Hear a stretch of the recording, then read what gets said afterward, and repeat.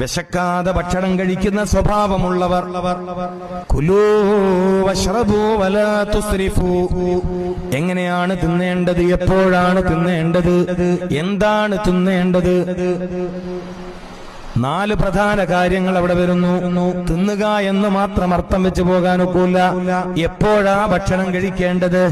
ഭക്ഷണം കഴിക്കേണ്ടത് വിശക്കുമ്പോഴാണ്. എന്നാൽ ഏറ്റവും നല്ല സമയം ഏതാണ്? രാവിലെയാണ്. രാവിലത്തെ ഭക്ഷണം ഉപേക്ഷിക്കാൻ പാടില്ല. രാവിലെ കഴിക്കാൻ നല്ല ഭക്ഷണം ഏതാണ്? പഴങ്ങളാണ്. കാലി വയറിൽ ഒരു മനുഷ്യന് ഏറ്റവും നല്ല ഭക്ഷണം പഴമാണ്. ഇൽമിന്റെ മേഖലയിൽ ജോലി ചെയ്യുന്നവർ തീരെ ഉപേക്ഷിക്കാൻ പാടില്ലാത്ത ഭക്ഷണം പഴങ്ങളാണ്. അബുൽ ബഷർ ആദം അലൈഹിസ്സലാം ഭൂമിയിലേക്ക് താമസിക്കാൻ വരുമ്പോൾ പഴഭക്ഷണത്തോടൊപ്പമാണ് വന്നത് എന്ന് മുഹമ്മദുർ റസൂൽ. വെളിയങ്കോട് ഉമർ ഖാദി റളിയല്ലാഹു തആല അൻഹു പറഞ്ഞു, ഒരു മനുഷ്യന്റെ പ്രഭാത ഭക്ഷണം, ഒരു മനുഷ്യന്റെ രാവിലത്തെ ഭക്ഷണം, ആദ്യത്തെ ഭക്ഷണം ഏത്തപ്പഴം, നേന്ത്രപ്പഴം, അങ്ങനെ പറയൂലേ? വേറെന്താ പേരുണ്ട് ഇവിടെ? അല്ല, പേരുണ്ടോ പറഞ്ഞോളി. ഇല്ല, ഏത്തപ്പഴം, നീളമുള്ള പഴം.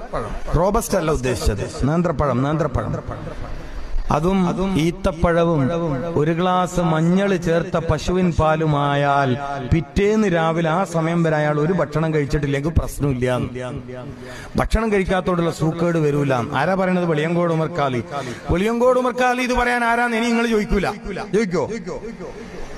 മൂപ്പർ സ്വാതന്ത്ര്യ സമരം പറയേണ്ട ആളല്ലേ? നിങ്ങൾ പറയൂ. ശരീരശാസ്ത്രം ഇത്രമേൽ അറിയുന്ന ഒരു മലബാരി പണ്ഡിതൻ കഴിഞ്ഞു പോയിട്ടുണ്ടോ? അപാരമായ ബുദ്ധിശക്തി. ഞാൻ ഇബ്നു സീനയുടെ കാര്യം പറഞ്ഞു. ഇത്രമേൽ ബുദ്ധിശക്തിയും ഓർമ്മശക്തിയും വൈജ്ഞാനികമായ അപാരമായ ആഴവും പരപ്പും എങ്ങനെയാണ് ഇബ്നു സീനാക്ക് ചെറുപ്രായത്തിലേ ഉണ്ടായത് എന്നന്വേഷിച്ചപ്പോൾ പലപ്പോഴും ആ മഹാനുഭാവൻ രാവിലെ കഴിക്കുന്ന പഴഭക്ഷണം മാത്രമായിരുന്നു അദ്ദേഹത്തിന്റെ ഭക്ഷണം. കാരനായ സ്വഹാബി വര്യനാണ് ആര്? മഹാനായ അബൂദർദാ റളിയല്ലാഹു തആല അൻഹു. ക്ഷമിക്കലാണോ നല്ലത്? രോഗമില്ലാത്ത ശരീരം നോക്കി അൽഹംദുലില്ലാഹ് പറയലാണോ നല്ലത്? നബി സല്ലല്ലാഹു അലൈഹി വസല്ലമ തങ്ങൾ പറഞ്ഞു, അബൂദർദായേ, അല്ലാഹുവിന് ആരോഗ്യമാണ് ഇഷ്ടം എന്ന് വെച്ചാൽ രോഗമില്ലാത്ത ശരീരം നോക്കിയിട്ട് അൽഹംദുലില്ലാഹ് എന്ന് പറയലാണ് അല്ലാഹുവിന് താല്പര്യം എന്നാണ് ആ പറഞ്ഞതിന്റെ അർത്ഥം. അല്ലാഹു അങ്ങനെ തൗഫീഖ് നൽകട്ടെ. അല്ലാഹു ഈ സദസ്സിൽ ആർക്കെങ്കിലും വല്ല രോഗങ്ങളുണ്ടെങ്കിൽ നീ ശിഫയാ